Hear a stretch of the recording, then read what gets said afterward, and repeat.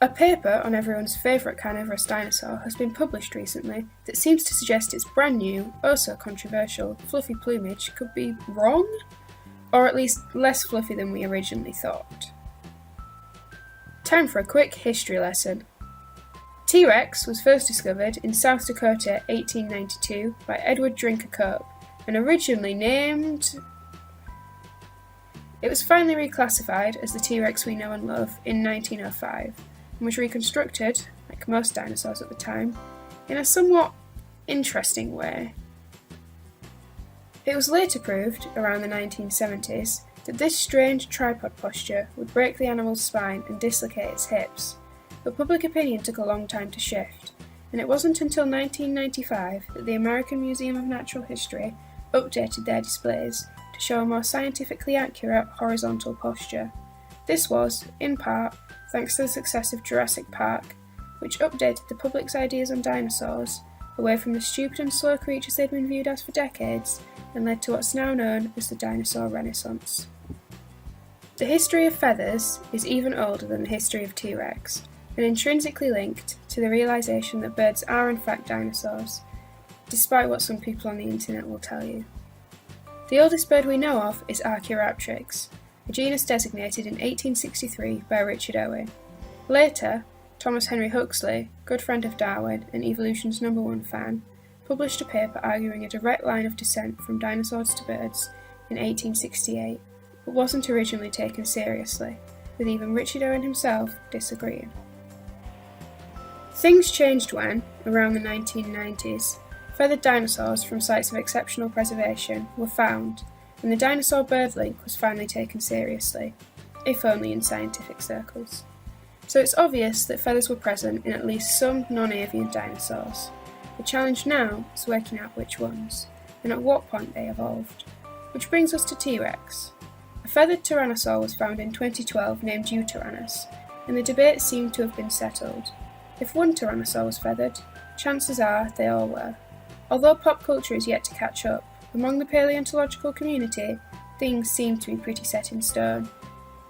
Which leads us to the release of the paper that seems to prove the opposite. You can read it yourself if you want to, but here's a quick overview. Small, scaled skin patches have been found belonging to multiple tyrannosaurs, including T-Rex, but also its less well-known relatives, Albertosaurus, Daspletosaurus, Gorgosaurus, and Tarbosaurus. And these show that much of the tail, thorax, and abdomen would have been scaly. However, this doesn't have to mean tyrannosaurs were completely bald. Feathers could have been present on other parts of the body, and although it has never been seen before, there is a theory that a juvenile T-Rex could have had feathers and lost them as it entered adulthood.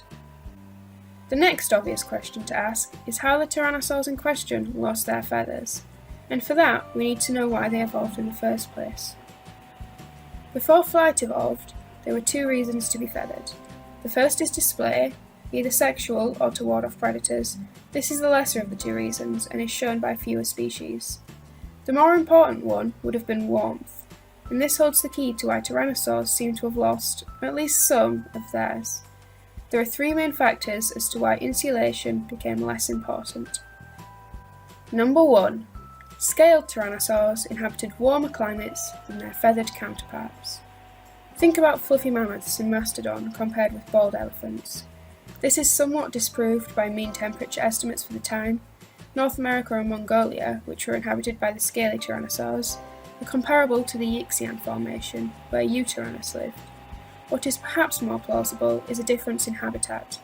Tyrannosaurs are known from a wide variety of environments, but Eutyrannus was specifically a forest dweller.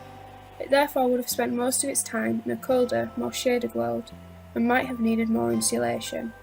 If we go back to our elephant example, the forest-dwelling Indian elephant is hairier than its African counterparts. Number 2. Scaled tyrannosaurs were more active. Tyrannosaurs have, proportional to their bodies, long legs. These indicate a higher level of physical activity, which leads to a greater need for heat loss. If you're standing around doing nothing, you're more likely to need a coat. Number 3. Gigantism. Bigger animals have a smaller surface area to volume ratio, which makes it harder for them to lose heat. Let's go back to our good friend the elephant, and this one becomes pretty self-explanatory. Big animals are less hairy. Gigantism has already been used to explain the lack of feathers in large herbivorous dinosaurs like sauropods, and the feathered dinosaurs that have been discovered tend to be smaller. However, this is written off as the sole factor, as the smallest tyrannosaur found to have scales, Albertosaurus, has a mass estimate that overlaps with the feathered Eutyrannus. As with every discovery about T-Rex, the science is almost certainly going to take a back seat, and that's because of where we see the value in our dinosaurs, and often, as shown by how people react to the existence or non-existence of its feathers, that's less of a real creature that existed and more of a piece of pop culture, and therefore defined by what we want it to be. People have jumped to conclusions with this paper, some more than others, but a naked T-Rex, or a feathered one, isn't what we should be celebrating here. What we should be celebrating is a T-Rex as accurate as we can make it, whether that's naked, having fluffy juveniles, a patchwork mixture of feathers and scales, or using feathers exclusively for display. So was T-Rex feathered? Probably, just not in the way we originally thought it was.